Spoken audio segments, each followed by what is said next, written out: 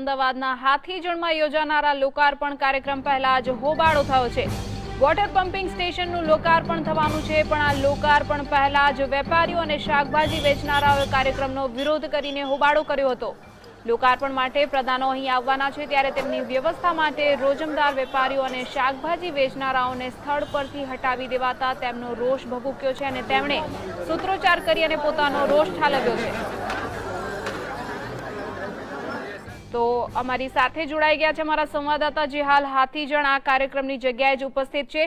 જી ઝલક, આપની સાથે અત્યારે હાથીજણના સ્થાનિક વેપારીઓ અને શાકભાજી વેચનારાઓ છે, તેમનામાં રોષ જોવા મળી રહ્યો છે, તેમનું મુખ્ય કારણ શું છે?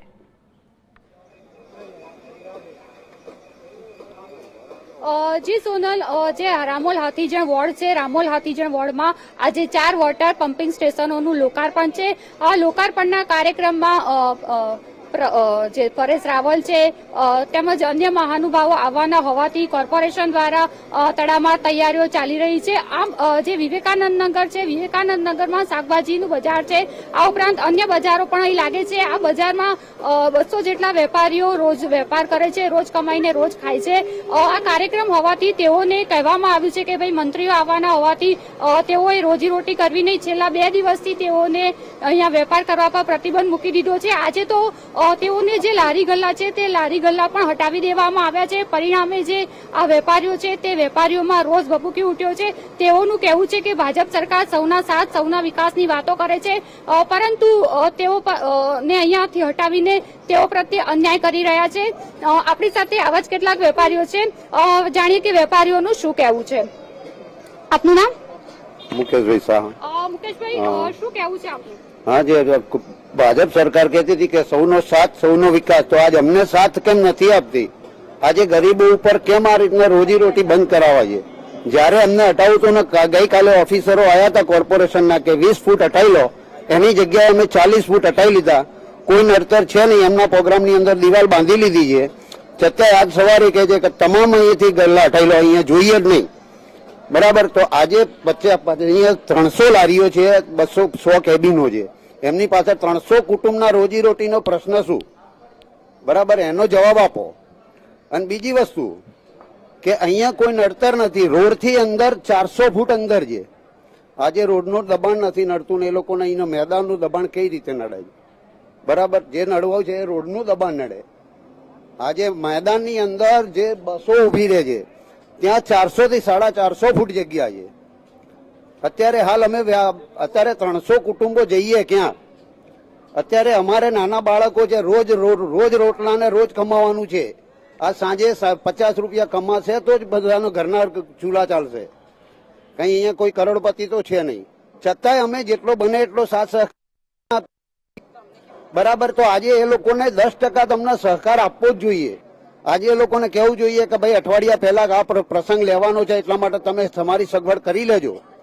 બરાબર, એ કોઈ અમને જાણ કરી નથી ને અત્યારે હાલ પરમ દિવસે રાત્રે આવીને ઉભા થઈ ગયા કે આ બધું હટાવી લો। હવે અમે ક્યાં જઈએ? આજે લારીઓ નથી કે ચલો ધક્કા મારીને અમે એક સેક્ટર છોડીને બીજા સેક્ટરમાં લઈ જઈ શકીએ। બરાબર, આજે અમારા કેબિનો છે, આજે અમે માલ ભરીને રોજીરોટી ચલાવીએ છીએ અમારી।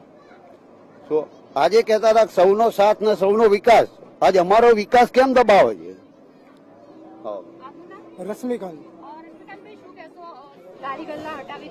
મારું એક જ કહેવું છે કે આની પહેલા જ પરેશ રાવલની જયારે વિધાનસભાની ચૂંટણી હતી ત્યારે આ જ જગ્યાએ અને અહીંયા આગળ એમને ભાષણ કર્યું હતું, ત્યારે એક પણ લારી કે એક પણ ગલ્લો નડ્યો નહોતો।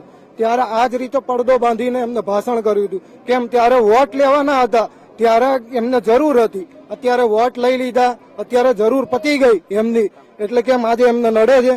નહીં તો આ જ વસ્તુ વિધાનસભાની ચૂંટણી ફેરે ભાષણ ફેરે એમને નથી નડી, ત્યારે એમ કીધું હતું કે અચ્છે દિન આएंगे। આ અત્યારે અમારા માટે અચ્છે દિન, આ અચ્છે દિન છે કે બુરે દિન અમને નથી ખબર, એ એમને ખબર પડે કે શું કર્યું મેં।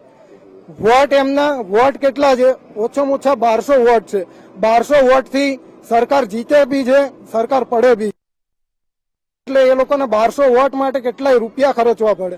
આ અત્યારે જો અમને કોઈ જ કરતા કોઈ સરકાર મદદ કરવા તૈયાર નથી, કોઈ અમારો ફોન ઉઠાવવા તૈયાર નથી, તો અમે એમને સાથ આપીએ છીએ તો એ અમને કેમ નથી આપતા? હવે પછી અમે રાજકીય પક્ષને કોઈ પણ સાથ આપવા તૈયાર નથી। મારું નામ અભિરાજભાઈ રેવાભાઈ ચૌધરી। આ વિવેકાનગરમાં એક જ વ્યક્તિનું રાજ ચાલે છે, જે તડી પાર થયેલો છે, અનિલ પટેલ. એના ઘેરથી પારુલ પટેલ કોર્પોરેટરમાં રહે છે. આ નગરને એના ઘેર ગીરો રાખ્યા, એને દબાણ કર્યું છે. એનો રોડ ઉપર પોતાનું દુકાન પાકી બનાવેલી છે. એ કેમ કોર્પોરેશન હટાવતી નથી? એનું શું કારણ? એ કોર્પોરેટર એના ઘેરથી કોર્પોરેટર છે એટલે અહીં ગુંડા તત્વ જ છે. અહીં મંદિરમાં મુસ્લિમની દુકાન હતી, મંદિર તોડીને હનુમાન મંદિર બનાવ્યું છે. આ લોકો ગુંડાઓનું જ કામ કરે છે, દાદાગીરી સિવાય આમના કઈ છે જ નહીં. જો ગરીબોને ગમે તે રીતે મારી નાખવા, શું એના પોતાનો ખિસ્સો ભરો, હપ્તા હાલો તો સારા. આ કોઈ કશું કોઈનું બિચારા ગરીબનું છે જ નહીં. વોટના દિવસે એને સમજાવીને વોટ પડાવી લેવા અને છેલ્લા દિવસે એને ધક્કા મારીને કાઢી નાખવા. 5 વર્ષ કાઢ્યો, પછી દાદાગીરી 5 વર્ષ સુધી કાઢવી. છેલ્લા દાડા પૈસા બાપા કરીને વોટ લઈને પાછું જતું રહેવું. આ નગરનો વર્ષોથી એક જ નિયમ છે, કોઈને કોઈ જ કામ કર્યું નહીં. અત્યાર સુધી કોઈ કામ કર્યું નહીં. બાજુની વિસ્તારની જમીન 500 કરોડની કોર્પોરેશને મફતમાં લઈ જઈ છે, તો એને એક પમ્પિંગ બનાવ્યું. એમાં શું નવાઈ કરી? 500 કરોડની જમીન આજુબાજુની મફતમાં મળી છે કોર્પોરેશનને. 1 રૂપિયો ખર્ચો નથી. અને ગરીબોને આ રીતે મારવા, જોડવા, દાદાગીરીઓ કરવી, આ કઈ રીતનો ન્યાય ભાજપની સરકારમાં છે? વાતો મોદી સાહેબ મોટી મોટી કરે છે, ગરીબોનો વિનાશ કરે છે. આના પાન અદાણી બીજું કઈ છે જ નહીં, ગરીબોનું કોઈ નહીં. કહેવાય છે કે કોર્પોરેશન દ્વારા ઉભા રહેવા માટે હપ્તાખોરી બી કરવામાં આવે છે. હા, હપ્તા કાયદેસર લેવામાં આવે છે, વર્ષોથી લીધી અને હપ્તેથી જ ચાલે છે. એ કયો ધંધો કરે છે? અનિલ પટેલનો ધંધો કયો? કઈ નોકરી? ખાના ઉપર જીવન જાય છે એનું. એ ખાલી હપ્તોથી જ એનું જીવન જાય છે, બાકી કઈ જ કરતો નહીં. દાદાગીરી સિવાય કઈ જ કરતો નહીં. જી ઝલક. એની દાદાગીરીથી આ નગર ચાલાય, એ આ નગરનો રાજા કહેવાય છે. એને દાદાગીરી કરી, ગુંડા તત્વો કરવા, ગરીબોને મારવા, આ જ એનું કામ છે.